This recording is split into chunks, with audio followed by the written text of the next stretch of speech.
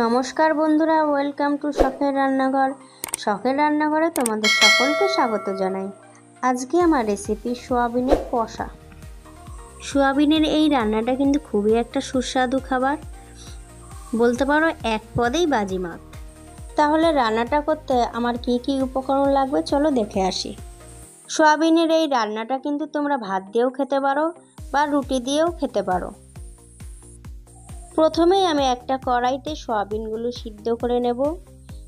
তার জন্য আমি একটা কড়াইতে জল নিয়ে নিয়েছি আর ওই জলে দিয়ে দেব স্বাদ মতো নুন। এরপরে সয়াবিনগুলো দিয়ে সয়াবিনগুলো ফুটিয়ে নেব। আমার সয়াবিনগুলো ফোটানো হয়ে গেছে, এরপরে আমি তুলে নেব। সয়াবিনগুলো আমি তুলে নিয়েছি। এরপরে সয়াবিনের জল চিপে আমি একটা পাত্রে নিয়ে নেব। এইভাবে আমি সব সয়াবিনগুলোই ভালো করে চিপে তুলে নেব। এরপরে আমি একটা কড়াইতে সরষের তেল গরম করে দিয়ে দিয়েছি দুটো বড় পেঁয়াজ, দুটো টমেটো আর দিয়েছি 4টে কাঁচা লঙ্কা। এগুলো আমি সব ভালো করে ভেজে নেব। আমি ভালো করে ভেজে নিয়েছি। এরপরে তুলে নিয়ে ঠান্ডা করতে দেব, তারপরে পেস্ট করে নেব। আর ওই কড়াইতেই সামান্য একটু তেল দিয়ে আমি সয়াবিনগুলো লাল লাল করে ভেজে নেব। সয়াবিনগুলো আমি লাল লাল করে ভেজে নিয়েছি। এরপরে আমি সয়াবিনগুলো তুলে নেব। এরপরে আমি একটা কড়াইতে সরষের তেল গরম করে নিয়েছি আর ওই তেলে দিয়ে দেব একটা তেজপাতা আর গোটা গরম মশলা। গোটা গরম মশলাটা একটু ভাজা ভাজা হয়ে আসলে তারপরে আমি দিয়ে দেব পেঁয়াজ ভাজার পেস্টটা। যদিও পেঁয়াজটা ভালো করে ভাজা আছে, তাও আমি ভালো করে এটা কষে নেব। মশলাটা কিন্তু আমি লো টু মিডিয়াম আছে ভালো করে কষে নেব। প্রায় 7 থেকে 8 মিনিট আমি এটা ভালো করে কষে নেব। মশলাটা কিন্তু আমার ভালো করে কষানো হয়ে গেছে, তোমরা নিশ্চয়ই দেখতে পাচ্ছ মশলাটা দিয়ে তেল ছেড়ে এসেছে। এরপর আমি ভাজা সয়াবিনগুলোর মধ্যে দিয়ে দেব 100 মিলি টক দই আর দিয়ে দেব এখানে 8 থেকে 10টা রসুনের কোয়া। রসুনের কোয়াগুলো কিন্তু আমি এখানে থেতো করে দিয়েছি। সোয়াবিনের মধ্যে রসুনের কোয়াগুলো কিন্তু দিলে খুব সুন্দর একটা স্মেল আসবে। আর তারপর আমি দিয়ে দিয়েছি গুঁড়ো মশলাগুলো।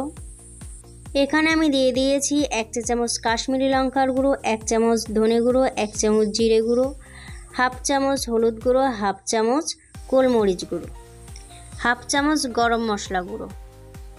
আমি কিন্তু এখানে নুন দেব না, যেহেতু সয়াবিন সিদ্ধর সময় আমি নুন দিয়ে দিয়েছি।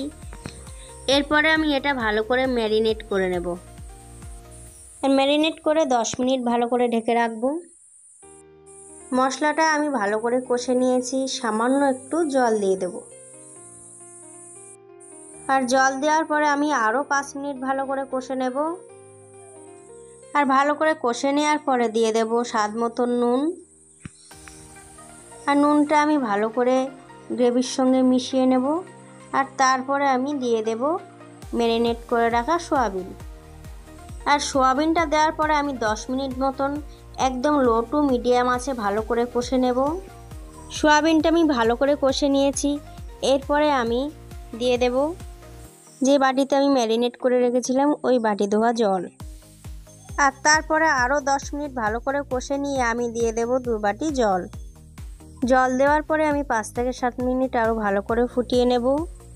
গ্রেভিটা এখন একটু পাতলা থাকলেও পরে দেখবে যে ঘন হয়ে গেছে। আবার খুব বেশি পাতলাও করবে না, তাহলে কিন্তু খেতে ভালো লাগবে না। সব শেষে আমি দিয়ে দেব গরম মশলা গুঁড়ো 1 চা চামচ।